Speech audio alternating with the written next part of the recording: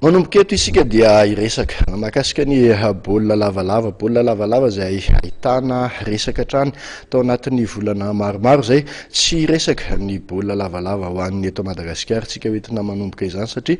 nasiam-panovana ny fiadinany amboaran'ny ranomasimbe indiana ho an'ity taranja baolina lavalava na ny rugby ity amin'ny taona 2024 tamin'ity herinandro ity moa nitondran'ny avy ao amin'ny ROI na ny fikambanan'ny tian'izany baolina rugby aty amin'ny faritry ny ranomasimbe indiana izany izay vaovao mahakasika ny fanovana ny lalàna mifeny fifaninanana sy ny isan'ny mpandray anjara ao anatin'ity hetsika ity izay. Novaina autopsie ny fiadinan'ny tompon-daka ny ranomasimbe indiana fa tsy nosorotony teo aloha intsony ho an'ny rugby 15. Araka ny fanazavana Andriamatoa Daniel Blondi filohan'ny ROI dia anana solotena roa avy la Réunion sy Madagasikara ary n'olitra ekipa ray avy kosa Maurice Mayotte. Aritra roa volana eo ny fifaninanana ka samy anatanteraka lalao 5 avy ireo ekipa enina mpandray anjara. Une petite synthèse qui présente à la fois l'esprit de cette compétition, pourquoi on a mis en place cette compétition, qui est née à partir d'un certain nombre de constats, et puis un petit peu certains éléments sur l'organisation de cette composition, sachant qu'il y a besoin d'affiner en partenariat avec les différentes fédérations ou comités, en les écoutant d'abord, c'était aussi l'objet de cette tournée, pour réajuster un certain nombre de choses, mais on va dire que le projet est globalement bien avancé et en partie ficelé.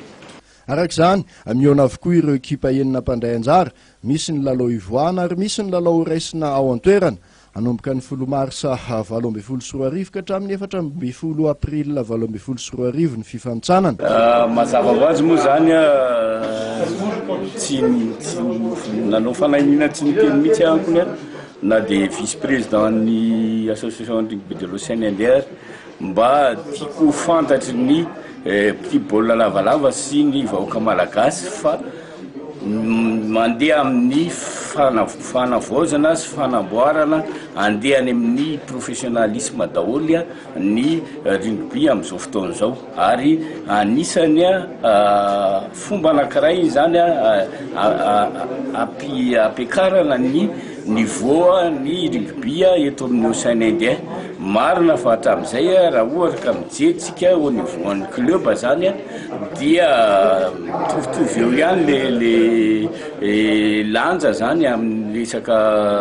club fa amin'ity faninanana vaovao ity zany dia hitombo ilay compétition zany ho an'izay équipe champion sy vice champion eo zany ary amin'izay équipe champion sy vice champion zay zany dia hany dia efa hitanataratra hoe sahala amin'ny ahoana zany ny fiakaran'ny koa ny équipe nationale ho an'ireo firenena aty amin'ny Océan Indien. Tanjona hoy ny filohan'ny ROI ny hampiakatra ny letan'ny ekipa tsirairay aty amin'ny faritry ny ranomasimbe indiana.